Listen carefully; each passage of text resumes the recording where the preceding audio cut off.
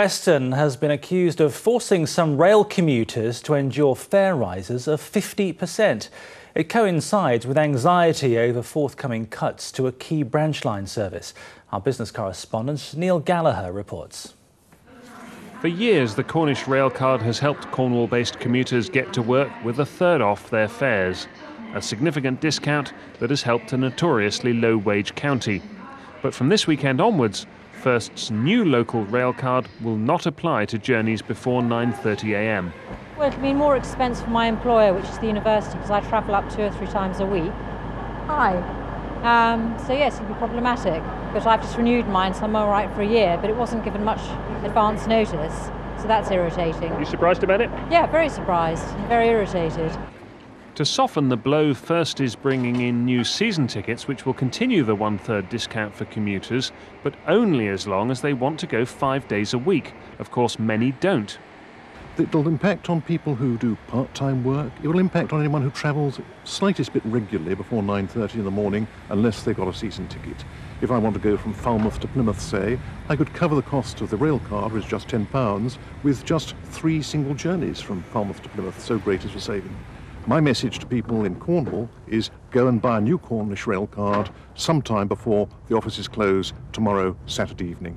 Logical advice, perhaps, but we were told today that doing just that was proving far from easy.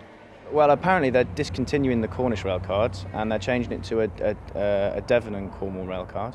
And today's the last day, or tomorrow, I think, is the last day that you can get hold of one. But I've just been in, and I think they've taken off the system early because I've just been speaking to a supervisor and they can't sell me one basically today, so I have to come back later. Concerns about First aren't limited to the railcard. The morning commuter service into Exeter from South Devon is to be significantly watered down in the December timetable, according to the local MP. If the service is cut, of course, people find alternative means of transport. That is bad news for them because they lose passengers. But at a time in particular when we're trying to get people from the car to the train, how bizarre we're now making a decision which is going to take them from the train to the car. For the privilege of running their new rail franchise, First must give the government more than £1 billion.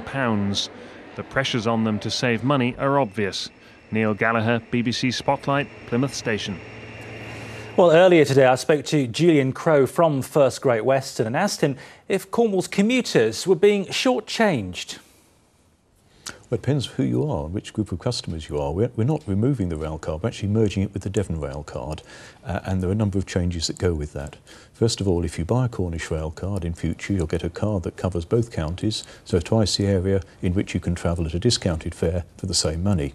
At the same time, we are reducing the price of season tickets in Cornwall so that people who travel regularly with us will pay the same as they are paying now with the railcard discount. In fact, if they buy longer period season tickets, they'll get an even bigger discount. But the commuters that aren't travelling regularly are basically being penalised, aren't they? People who don't travel with us every day will end up paying the standard day return fare. They won't get the discount in future, but the people who do travel with us regularly will be rewarded with a larger discount. OK, well, let's talk about branch lines. First, just taking over the running of the branch lines, losing a service between Dawlish and Exeter. Is that a taste of things to come? Will more branch line services go? The timetable that we're running is effectively the one that was specified to us when we bid for the franchise. We've actually increased the number of services since then. On most of the branch lines, there's a good service available. In many cases, the same as before, in some cases slightly less. But what we've done is to time train so they're as useful as they possibly can be to the people who will be on them. Now, First has had to hand over more than £1 billion to the government for this franchise. That's an awful lot of money. Isn't it just a case of that you've bitten off more than you can chew and more services will go in the future just to pay the bills? Not in the least, no. We made a bid that we feel is entirely deliverable based on growth in the business over the next 10 years. We've very successfully grown the business on Great Western over the last 10 years. We're confident we can grow the business over the next 10. We do in fact have the fastest growing rail network in Europe in this country at the moment. Numbers are increasing very healthily in both Devon and Cornwall. The changes that we're making to the rail cards are designed to reflect that and to keep that growth going. OK, Mr Crowe, thanks for joining us. Thank you. A woman from Cornwall who has worked in the same village shop for more than 30 years